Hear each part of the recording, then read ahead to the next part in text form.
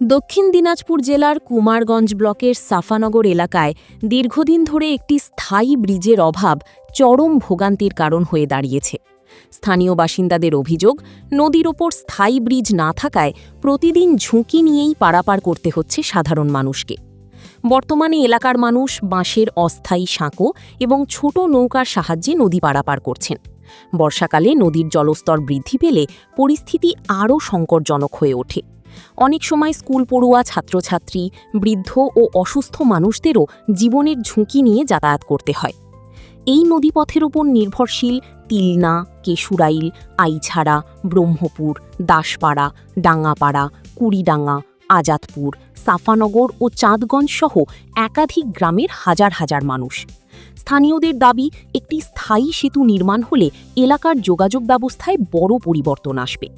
বিশেষ করে সাফানগর হাই স্কুলে যাওয়া ছাত্রছাত্রীদের প্রতিদিন ভয় নিয়ে নদী পার হতে হয়। অভিভাবকদেরও সবসময় দুশ্চিন্তায় থাকতে হচ্ছে। এলাকাবাসীর বক্তব্য, স্থায়ী ব্রিজ নির্মাণ হলে গঙ্গারামপুর ও বালুরঘাট শহরের সঙ্গে যোগাযোগ সহজ হবে। পাশাপাশি ব্যবসা বাণিজ্য, শিক্ষা, চিকিৎসা ও জরুরি পরিষেবার ক্ষেত্রেও বড় সুবিধা মিলবে। স্থানীয়দের আবেদন, প্রশাসন দ্রুত উদ্যোগ নিয়ে সাফানগরে একটি স্থায়ী ব্রিজ নির্মাণ করুক, যাতে সাধারণ মানুষ নিরাপদ ও স্বস্তির সঙ্গে যাতায়াত করতে পারেন।